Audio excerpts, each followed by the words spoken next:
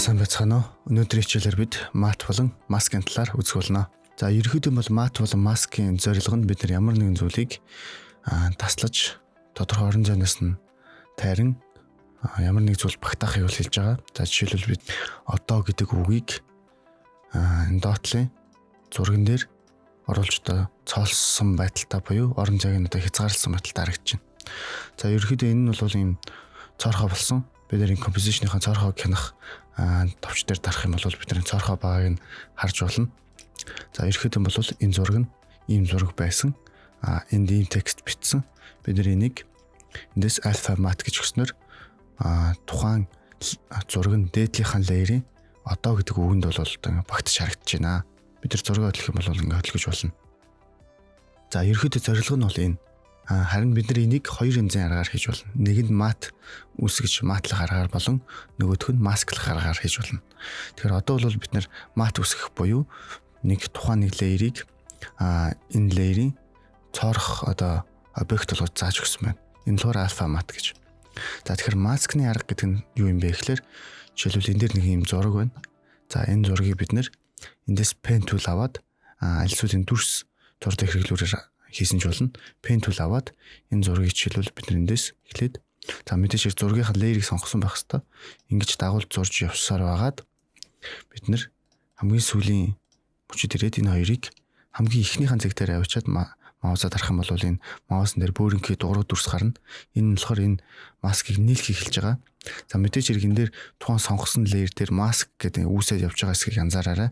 Хоосон газар дараад зураг авах юм бол шууд маск биш дүрс үүснэ. За ингээм бол маск үүсэж байгаа. За тэгэхээр бүгдээрээ одоо багш нь урьдчилаад энэ маскыг устгахчи. Урьдчилаад энэ зургийг маскын зураад бэлтжсэн байж байгаа. За энэ. За би ингээ маскын зураад бэлтцсэн. Харин маскын дүр унтраацсан байж байгаа.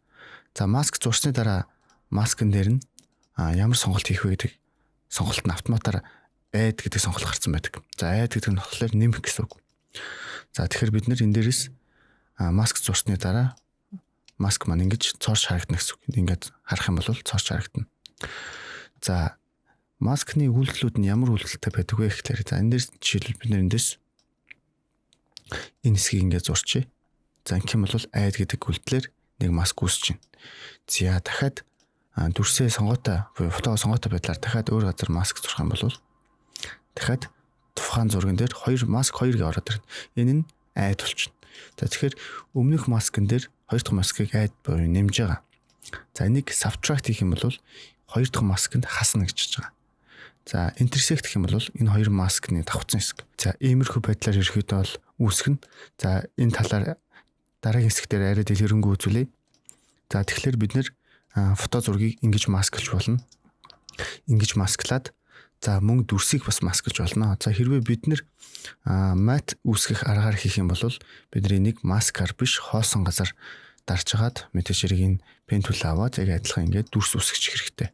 Дүрс үүсгэсний дараа энд багш нь дүрсийг бэлтгэсэн байж гин. Энэ дүрсийг үүсгээд фото зурган дээр M гэдэг дарах юм бол маск гарч ирнэ. Альсвал энэ уртлын сумыг доош нь дараад маск гэж байгаа. Энийг төр зур known буюу баг болгоч. За тэгэхээр энэ зурган дээр ийм shape үүсгэсэн. Shape нь ямар нэгэн байдлаар stroke хүрээгүй энэ цул байх хэвээр. Тэгэхэд toggle switch дээр дараад биднэрт энэ track matte гэсэн энэ хэсэг харагдаж байгаа хэвээр. За эндээс бид нэр масклах фото зургаа доор нь оруулаад матлах мат layer-ээ дээдлэлд нь оруулна. За тэгээд энэ shape layer-ыг бид нэр matte гэж нэрч. За ингээд зургаа сонгоод матаас бид нэр alpha matte гэдгийг сонгоно. За эдгээр бусад матуудын талаар бид нэр энэ matte-ийн талаар дэлгэрэнгүй багш дараагийн хэсгээр харуулна. Alpha matte-г сонгосноор бид нэр энэ дээдлийн shape layer-ыг доотлын зургаар матлж болох ингээ харуулж байна. За тэгэхээр ингэж ерөөхдөө бол matte үүсгэх нь байна. За mask болон matte хоёр нэм ялгаатай. Гэхдээ бидний гаргаж авах гэж байгаа үр дүн бол яг адилхан зураг болон аливаа зүйлийг одоо цоолж нэг хэлбэрт оруулах зорилготой байж байгаа. За бид нэр тэгэхээр mask болон matte хоёрыг зөвхөн зурган дээр ашигладаг юм биш. Бид нэр эндээс composition дээр мөн масклаад ашиглах боломжтой. За жишээлбэл энэ дээр багш нь өмнө хичээл дээр үзүүлж исэн composition-ыг масклаад хөтөлбөрөнд оруулсан байж байна. За иймэрхүү байдлаар.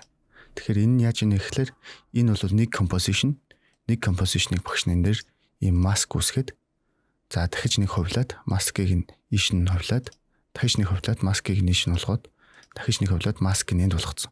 Ингээд 4 композишн үсгээд дөрвөлнгийн масклцсан ч гэсэн тус бүр нэг лейер болсон учраас тус бүр дээр нь позишн хөдөлгөөн өгөөд эндээс гарч ирж байгаа болгочихж байгаа. За иймэрхүү байдлаар бол масклж хөдөлгөөнд оруулах болон цоолж ашиглаж болно. За тэгэхээр маск болон мат хоёрын ялгаа нь юу юм бэ? За мат бол бид нэр ямар нэгэн лейерийг тухайн дээдлийн лейерээр нь хэлбэрт оруулж цоолж байгаа. За энэ үндсэндээ оршиж байгаа орон зайг нь хумиж хязгаарлаж байна гэсэн үг. Энэ зураг нь ийм хэмжээтэй зураг байгаа. За үүний дээр ийм дүрс байгаа. За энэ дүрсэнд бид нэр альфа мат гэж өгснөөр дээдлийн дүрсээр доотлын бид нар хүссэн зураг цоолж авч байна. За энэ бол мат арга. За тэгэхээр мат арга нь бид нар ямар нэгэн байдлаар зураг хөдлөхөд тухайн дээдлийн дүрсэн дотроо хөдлөнө. Дүрсэн дотроо хөдлөнө. Яагаад тэгэхээр бидний дээдлийн лейерээр зургийнхаа лейерийг цоолж байгаа учраас. За тэгвэл бидний дээдлийнхэн лейерийг хөдлөх юм бол энэ зураг нь байранда дүрсэн хөдлөнө. Яагаад гэвэл бидний зургийг энэ лейерээр цоолбор хийгээд үлдээнэ гэд нэрлэлсэн байгаа учраас. Тийм ба. За энэ бол ийм ялгаатай. Тэгэхээр бидний хоёулангийн зэрэг хөдлөгийг бол хамтд нь хөдлөх хэрэг болно гэсэн үг. За энэ нэг талаараа давуу талтай боловч нэг талаараа муу талтай. Тэгэхээр хэрвээ бид нэр зураг аль хэдийн энэ цоосон дүрстэйгээ хамт хөдлөгийг гэж хүсэх юм бол бид нар маскын арга хэрэглэснээр зураг хөдлөхөд маск нь цуг хөдлөнө. За яагаад тэгэхээр бид нэр лейер нь өөрөө маск гэдэг зүйлийг үүсгэхэд маск нь ороод энийг цоолоо явуулсан байгаа учраас. За тэгэхээр зарим тохиолдолд маск нь тухайн лейертэйгээ хөдлөх хэрэгтэй байвал бид нар масклахаараа үүсгэж болно. Лейер болон энэ цоолж байгаа бит хоёроо тусад нь ашиглая гэх юм бол бид нар матын аргаар ашиглаж болно. За бид нар одоо матуудын ялгааг харцгаая. За альфа мат буюу хамгийн ихний матыг харъя. За альфа мат гэдэг нь энэ дээр багш нь альфа инвертэд матыг түр орхицсан байж байгаа шүү. Эхлээд альфа матыг харъя. За альфа мат. За альфа мат гэдэг нь болохоор бид нэр түрүүн харсан. Бид нэр энэ зургийг түр зур альфа матын унтраагаад харах юм бол ийм зураг байгаа. За үүний дээр ийм дүрс байгаа. За альфа гэдэг нь юу юм бэ гэхээр хоосон орон зай ба байгаа пиксел байгаа орон зай хэлж байгаа. Тэгэхээр альфа гэдэг нь болохоор хоосон орон зай альфа биш буюу дүүргэлттэй орон зайг нь бид нэр альфа мат гэж нэрлэж байгаа. За тэгэхээр одоо болохоор бид нэр энэ пикслүүд нь энэ дээр байгаа бүтэн орон зай байгаа учраас энэ бүтэн орон зайгаар тусгаарлаж авахыг бид нэр эндээс альфа мат гэж байгаа. Үндсэндээ энэ цагаан дүрс нь өөрөө энд хоос орон зай байгаа, энэ дүүргэлттэй орон зай байгаа. Тэгэхээр бидний дүүргэлттэй орон зайгаар нь зурга тусгаарлаж авч байгааг бид нэр альфа мат гэж нэрлэж байгаа. За тэгвэл альфа inverted mat гэх юм бол бид нэр энэ зургийг альфа inverted хийх юм бол тухайн дээдлийн дүрс байгаагаас эсрэг орон зайд нь альфаг амна гэж байгаа. Invert гэдэг нь эсрэг орон зай гэсэн үг. Тэгэхээр энэ дүрсэл байгаа орон зай нь өөрөө энэ тухайн зүйлийг байхгүй харагдуулна. Хоос нь цорх харагдуулна гэсэн үг. Тэгэхээр энэ нь яг дээдлийн үйлдэлийн эсрэг үйлдэл байна. За эндээс бид нэг харах юм бол альфа мат болон альфа inverted лума мат болон лума inverted гэж ерөөхдөө бол альфа болон лума гэсэн хоёр төрлийн мат байгаа. Нөгөө хоёр нь болох юм бол альфа inverted буюу эсрэг болгосон, лума inverted буюу лума эсрэг болгосон гэсэн юм төрөлтэй гэсэн үг. За тэгэхээр альфаг төр унтраач эндээс ингээд их орон зайцлаад байгаа учраас. За үүний дараа лума мат. За лума мат гэдэг нь юу юм бэ гэхээр гэрэлтэй орон зай нь өөрөө пиксел байна. Харанхуй орон зай нь цоорно гэж байгаа. За тэгэхээр бид энэ дээрээс дээдлийн лейерний юм хараас цагаан луусалттай лейер байна. Энэ дээр бид нэр лума мат гэж өгөх юм бол цагаан хэсэг нь буюу энэ лейерийн цагаан хэсэг нь энэ дээр үлдээд хар хэсэг нь цоорно. Тэгэхээр бид энийг цорхойг нь харах юм бол иймэрхүү нэвт харагдалттай харагдсан байж. Хэрвээ бид энэ тухайн лейерийн гартен филийн хар цагааны уусалтыг нь өөрчлөх юм бол одоо өөрөөр харагдах нь өөрөөр цорох нь байна гэсэн үг. За лума мат бол энэ байна. За тэгвэл лума inverted гэх юм бол мэдээж хэрэг цагаан хэсэг нь үлдээд хар хэсгүүд нь цоорно. Тэгэхээр энэ хэсгүүд нь харагдаад яагаад харагдж байгаа вэ гэхээр мэдээж хэрэг энэ хэсгээр хар орон зай байгаа. Харанхуй орон зай. Харанхуй орон зай нь өөрөө үлдэх layer гэж ойлгуулад байна гэсэн үг. Тэгэхээр ингэж ойлгох нь байна. За Lumag заавал бид нар бас дүрстэй ашиглах ёстой биш. Мөн зурагтай ашиглаж болно. За жишээлбэл энэ дээр харъя. Энэ дээр бид нэг фото зураг оруулж ирээд дээдлэлт нь ийм хар бих тусаасан зураг байж байна. За тэгэхээр энэ мэдээч хэрэг бас хар ба цагаан хоёр өнгөний хослол учраас бид нар эндээс альфа мат гэх юм бол болохгүй. Яа тэгэхээр альфа мат нь өөрөө тухайн дүрс байгаа орон зайд харуулж байгаа. Тэгэхээр бид нар энэ scale-тэй багасгах юм бол харин альфа матыг ашиглаж болно. За альфа inverted гэх юм бол бүр байхгүй болчихно. Энийг жижигсгэх юм бол харин орж ирнэ. За энэ дээр харин Luma mat өгöd үзье. Luma mat өгснөөр бид нар энэ хэсэг нөгөө энэ дээр байсан хар орон зайн цоороод цагаан нь үлдчихэж байна. За тэгэхээр бид нар эндээс цагааны эсрэгээр нь болохын тулд Luma inverted болгоно. За одоо яаж харагдаж байна гэхээр бид нар эндээс нөгөө энэ хар орон зайн үлдээд цагаан цоороод бид нар тийм дүрс үсэж байна.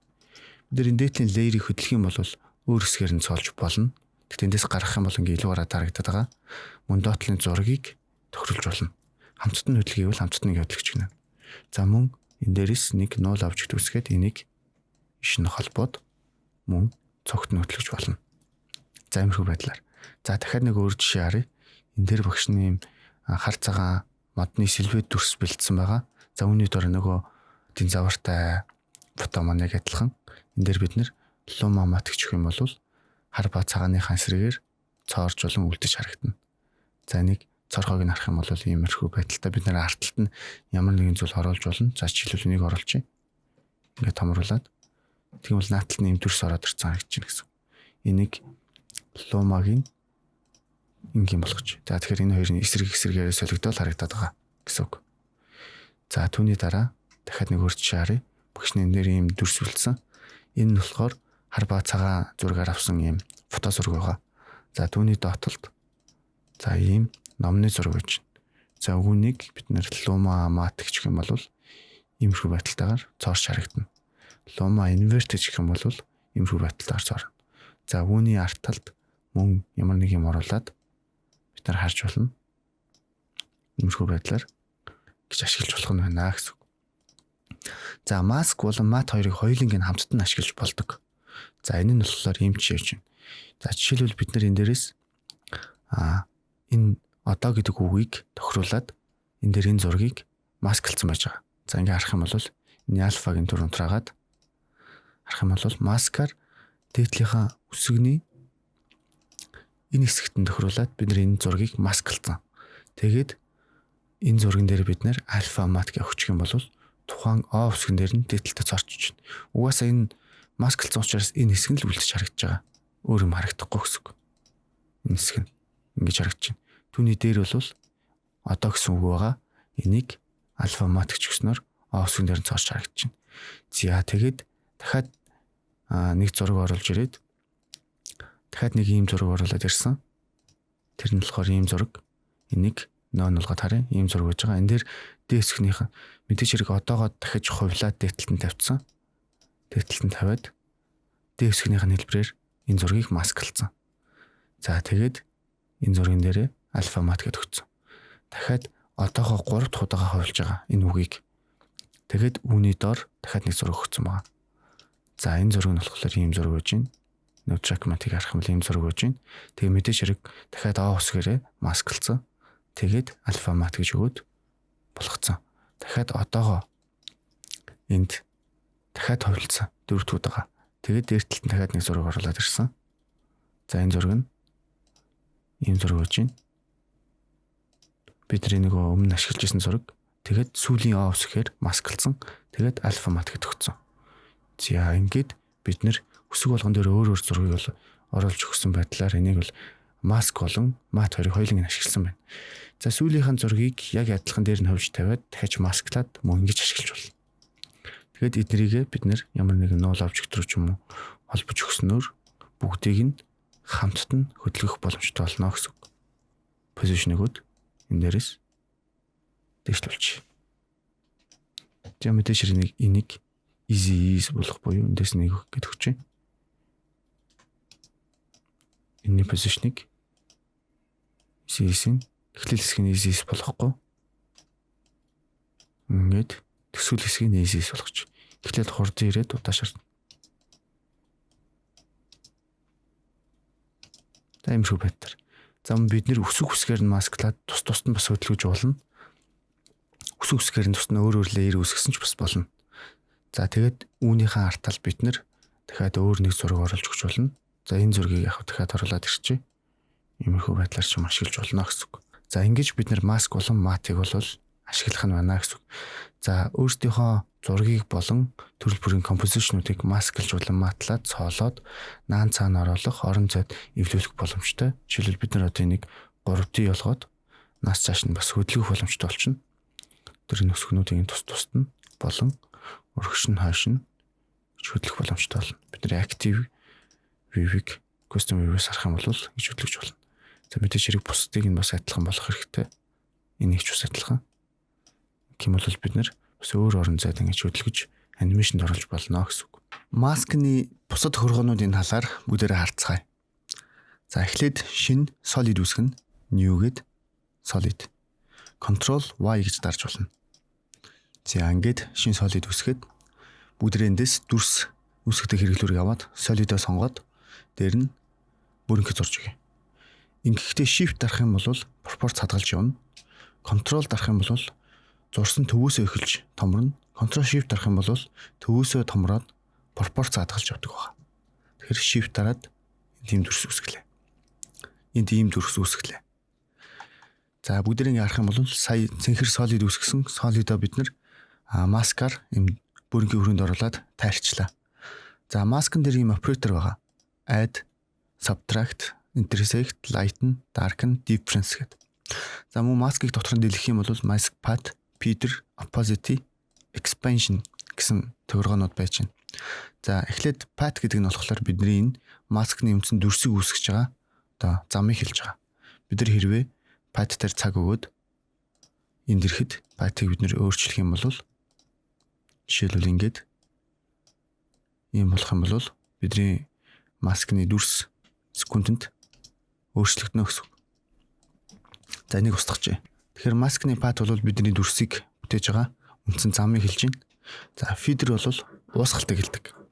Тэгэхээр үүнсэндээ бидний дүрс нь хэрэг уусгалттай байна гэдгийг илэрхийлнэ гэсэн. За энэ пикселээр илэрхийлэгдэнэ. Бидний дүрсэнд нэмэгдэх юм бол үндсэндээ дүрсийг үүсгэж байгаа зам нь хоёр тийшээгээ 58 пикселийн уусалт өгч байна. За бүгдийг нэг 10 болоод багасгах юм бол ойртуулаа харвал 10 пикселийн дүрснийхэн замаас нааш цаашаа уусалттай буюу эндээс 5 пикселээр уусч байна гэсэн үг. За бүгдийг нэг уусалтыг нь 0 болгоч. За мөн уусалтыг нь тос бүр дээр нь цэг болгон дээр нь ч юм уу эсвэл өөр хийж болно. За анхинд бол бид нар pen tool-ыг аваад эндээс mask feeder гэсэн энэ хамгийн доотлын хэрэглүүрийг өдөртэй хэрэглүүрийг аваад бид нэр эндээс энийг ишин татаад за эндээс ишин татаад ингээд өөр хэмжээтэйгээр бид нар ингээд энийг татаад хийж болно. За ингээм бол зөвхөн ийшээгээ юм их усалттай эсвэл ийшээгээ усалт өгдөг ч юм иймэрхүү байдлаар ингэж хийж болно. За үүнийг болиулахын тулд бид нар өдөн дээрээ тухайн татсан хэсэг дээрээ контролоо дарж агаад дараад явчихна. За ингээм бол энд байгаа усалтууд нь буцаагаад устчихна гэсэн үг. За иймэрхүү байдлаар бид нар усалтыг оруулж болно. За усалтыг мэдээж хэрэг бид нар энд feeder дээр цаг өгөөд хугацааны турш бас keyframe өгснөөр өөрчлөлтүүдийг бол хийж болно. За түүний дараа mask-ийн opacity гэж байгаа. За mask-ийн opacity гэдэг нь юу юм бэ гэхээр бид нар эндээс mask гэсэн хэсэг нь өөрөө 100% одоо тод харагдах юм уу эсвэл нэвтрэлттэй ингэж харагдах уу гэдгийг илэрхийлж байгаа. Нэвтрэлттэй. За тэгэхээр бид нар энийг mask opacity нөрөө бидний энэ blend mode буюу эдгээр тохиргоонуудад чухал үүрэгтэй. За mask expansion гэдэг нь болохоор бидний маскын зам зурж өгсөн замаас 0 пиксел буюу яг өөрийнхөө зам дээр байна. Эсвэл дотгошоогоо одоо идэгдэж тайрагдаж орно. Эсвэл гадагшаага нэмэгдэж гарна гэсэн энэ тохиргоог бидний mask expansion гэж нэрлэдэг байгаа. Бидний зурж өгсөн layer маскнаас бага зэрэг жижигдсэн эсвэл томцсон байвал эндээс бид нар маскныхаа path-ыг өөрчлөхгүйгээр дүрсийн хэлбэрийг нь өөрчлөхгүйгээр жигд хэмжээтэйгээр томруулах болон жижигрүүлэх боломжтой. За энэ нь бид нар эндээс маскыг mask гэдгийг сонгоод delete дараад эндээс бид нэр pen tool аваад ямар ч хэмжээтэй mask зурсан бид нэр эндээс mask expansion-ыг нэмэхэд ижил хэмжээтэйгээр нэмэгдэнэ гэсэн үг. За иймэрхүү байдлаар ашиглана. За мэдээж эндээ урдаа цагтаа автахууд нь бол анимашнд оруулж хөдөлгөөнд оруулах боломжтой. За одоо бидний mask-ны blend mode буюу эдгээр утгуудыг харцгаая. За би энд үрчлээд 2 дугуй дүрсийг нэг solid буюу цул өнгөн дээр өгж бэлдсэн байгаа. Энэ хоёр нь болохоор хоёулаа mask. Эхэнд орсон mask-ын доороо сүүлд орсон mask нь дээрээ ортог байж байгаа. За мэдээж хэрэг mask-ийн дугаар нь бол харагдаж байна. За layer-тэй харьцуулахад сүүлд үсэж байгаа mask нь layer-ийн доор үсэж байгаа ч гэсэн бидний дээрээ харагдаж байгаа гэдгийг анзаарах хэрэгтэй. За тэгэхээр одоо эндээс mask нь хоёулаа add буюу оруулах гэсэн утгатай байж байна. За төр зүр энийг non болгочих. Энийг бас non болгочих. Ингэх юм бол ямар ч mask орохгүй гэж байгаа юм дээр. За mask оруулах гэдэг нь болохоор add. Тэгээ mask-ийн opposite-ийн 100% байх уу? Эсвэл 75% байх уу? Гэдгийг илэрхийлж байгаа. За энийг нөгөө төгөөр бид нар ингэж ойлгож болно. Энэ дээр бид нэр shape layer үүсгээд shape layer-ын дээр fill өгөөд мөн rectangle ч юм уу дөрвөлжин дүрс өгчий. За энэ дөрвөлжин дүрснийхаа бидний өнгийн тод цагаан өгөөд окей дараад энэ дээрээс за цэнхэрэнг үүсгэлээ. За цэнхэрэнг нь бид нар энэ дээрээс luma matte гэдэг өгч. За luma matte гэдэг нь бид нар гэрэлтэй хэсэг нь илүү тод харагддаг гэж хэлсэн. Тэгэхээр нэг үндсэндээ бидний энэ дүрс нөрөө тод цагаан өнгийн байх тусмаа 100% нэвт харагдана. За хэрвээ бид энийг доош нь бууруулад brightness-ийг 75% та болгож өгөөд luma matte гэх юм бол энэ 75% нэвт харагдaltaй харагдана. Энийг ингээд доош нь бууруулах тусам нэвт харагдалт нь ихсээд одоо хамгийн хар утгаар очих юм бол бүр нэвт харагдаад юу шарагдахгүй үлднэ гэсэн. За яг үүнтэй адилхан бид нар энэ opposite-ийг нь бууруулж байгаа нөрөө ийм үйлдэл бол After Effects-ийн цаана явагдаж байгаа. За тэгэхээр энтиг mask үсгсэн. Одоо энд хоёр дахь mask-ыг бид нар add гэж өгснөөр энэ одоо энэ том solid-ын дээр бол энэ хоёр нөрөө давхцах байдлаараа харагдаж байна. За add гэж байгаа нь бид энэ mask байхад энэ mask энэ дээр үүсч орж байгааг бид нар add гэж байна. За хоёулаа харагдана гэсэн үг. За эндээс subtract гэх юм бол энэ өмнөх маскаас дараагийн маск нь хасаж өгнө гэж байна. Гэхдээ 32% пиксел 32% уусалттай байгаа учраас энэ нь 32%-аар энийг бууруулна. Тэгэхээр энийг 100% болох юм бол энийг 100% хасаж өгнө гэсэн үг. Тэр энийг хэрэг багасгах нь аль болох бага хасагдана, ихсэх тусам их хасагдана. За үүнийг анзаарах хэрэгтэй. За дараагаар нь intersect буюу эдгээр хоёр маск нь давхцаж байгаа хэсэг нь энд үлднэ гэсэн үг. За түүний дараа difference гэдэг хэсгийг харъя. Difference гэдэг нь болохоор энэ хоёр хэсгийн давхцахгүй байгаа хэсэг нь энд үлднэ гэж байгаа. За гэхдээ давхцахгүй байгаа хэсэг нь энд бас бага хувьтай зүйл байгаа учраас энд бага хувьтай үлдээд байгаа. Энэ хоёрыг багасгацсан байх юм бол тэгэхээр 100% тод байх юм бол энэ за давхцахгүй байгаа хэсэг нь үлдээд давхцаж байгаа хэсэг нь арилжиж байгаа. За тэгэхээр intersect-ийн эсрэг үйлдэл байна гэсэн үг. За үүний дараа lighten болон darken гэдэг хоёр үйлдэл байна. Lighten darken гэдэг нь бид энэ хоёр маска хоёулын нэг тодорхой хэмжээгээр opposite-ийг нь бууруулах хэрэгтэй. За одоо эндээс нэг зүйлийг анзаарах хэрэгтэй. Бид нар эхнийхэн opposite-ийг бүр 30% болгоод өгчий. Дараагийн opposite-ийг нь 70% болгоод өгчий. Багш нь энд info panel-ыг энд гаргаад дэлгэцсэн байж байна. Энийг window үсгээс info гэд дэлгэчихнэ. Control 2 гэдэг товчийг дараад нээж хааж болно. За тэгэхээр info биднэрт ямар хэрэгтэй вэ гэхээр mouse гүйж байгаа хэсгийг бид нэрэнд x, y тэнхлийг харуулна. За мөн RGB буюу 3 өнгийг, за мөн alpha буюу нэвт харагдалтын хувийг одоо 1-ээс 0 хүртэлх одоо бутархай давтгаар харуулна. Тэгэхээр 0.3 гэдэг бол 30% өсөлттэй гэсэн үг. Тэгэхээр хойшоо орны наривчлал өндөртөө. Тэгэхээр энд бид нэр эхлэлийн маскын opposite-ийг энд 30 гэж өгсөн учраас энэ дээр 30 гэж харагдаж байгаа. Тэгэхээр бид энийг full 100% болгох хэрэгтэй. Бид нэр эндээс хоёр дахь маскыг 70% өгсөн. За 70% өгсөн учраас энэ дээр бид нэр 70% нь наривчлал өндөртөөгөр 0.69880 гэсэн утгатай бол харагдаж байна. За энэ нь өөрөө бид маскуудыг давхарлаж өгснөөс маш нарийн тооны зөрүү гарч байгаа. За тэгээд бид энэ дээрээс харах юм бол хоёр add гэдэг хоёр хэсэг нь болохоор би энэ дээрээ нэмэгдээд 0.7 болж харагдаж байна энэ дээр. 0.78 буюу 78% бол энд нэвт харагталт нь бол харагдаж байна. За тэгэхээр бид нар энийг хэрвээ бидний санаж хэрэгтэй. Эхний маск 30%, дараагийн маск 70%. За энэ дээрс Lightning гэдэг юм бол энэ хоёр маскны хамгийн их хувь нь хэд вэ? Түүнийг нь Lightning буюу гэрэлтийн хэсэг нь хэд вэ? Түүнийг энд үлдээн. Тэгэхээр энд 0.69 буюу энэ маскны хамгийн их хувь учраас энийг үлдээчих чинь. За эсрэгээр нь Dark гэх юм бол энэ хоёр маскны хамгийн бага хувь нь хэд вэ? Түүнийг нь үлдээгээд бусдыг нь арилгах чинь. Тэгэхээр энд хамгийн бага хувь нь үндсэндээ энэ 30% байсан учраас энэ 30% нь үлдээгээд энэ хоёр нь арилжиж байна гэсэн үг. Тэгэхээр энэ бол ингээд 30%-тай одоо нэвт харагдaltaй маск бол үлдэж байна. За тэгэхээр Light нь болон Dark гэдэг үйлдэл нь бол ерөөхдөө хоёр маск буюу хоёр леерийг хооронд нь харьцуулж үзээд Light нь хамгийн гэрэлтэй хэсгийг, Dark нь хамгийн харанхуй хэсгийг аваад үлдчихдэг ийм утга байж байгаа. За маскын тохиргоонууд бол ерөөхдөө ийм байх нь үүний арталт invert гэж байгаа. Үүнийг эсрэгээр нэрвүүлнэ гэсэн үг. За жишээ нь маск нэг дээр бид нар энийг 100% гэж өгөөд айдыг invert гэх юм бол subtract хийгээд энэ хэсгийг хасч чинь гэсэн үг. Үүнсэндээ энэ нь subtract хийж байгаатай яг адилхан. Subtract-ыг invert хийх юм бол айд үйлдэл орж байгаатай яг адилхан. Тэгэхээр тухайн ямар нэгэн оператор үйлдэл өгөөд түүнийгээ invert хийгээд эсрэгээр нь ажиллуулна гэсэн үг. Light-ыг invert хийх юм бол Dark нь болно. Dark-ыг invert хийх юм бол Light нь болно. Difference-ийг invert хийх юм бол энэ intersect болчихно гэсэн үг. Ийм үйлдэлтэйгээр ерөөхдөө бол маскны тохиргоонууд явагдах нь. За mask болон transform гэсэн эдгээр утгуудыг одоо бид нар мэддэг боллоо. За хэрвээ бид нэр энэ Luma болон Alphamatic сайн ашиглаж орчих юм бол зарим нэг масктай мөн хослуулад иймэрхүү видео бичлэгний гоё эффектүүдийг бас хийх боломжтой байгаа.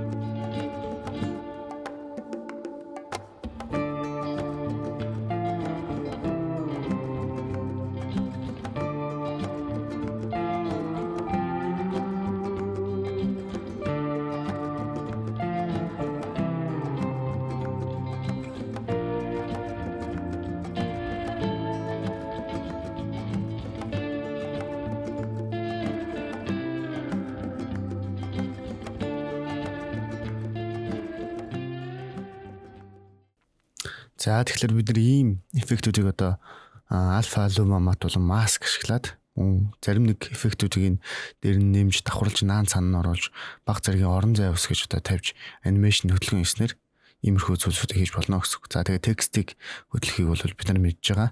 Текст хөлөгдөг эффектрүүдээр хэлсвэл зөвхөн трансформын утгуудаар positive болон position-ыг нь хөдөлгөөд уусгаж гаргаж ирж гэдэг юм уу.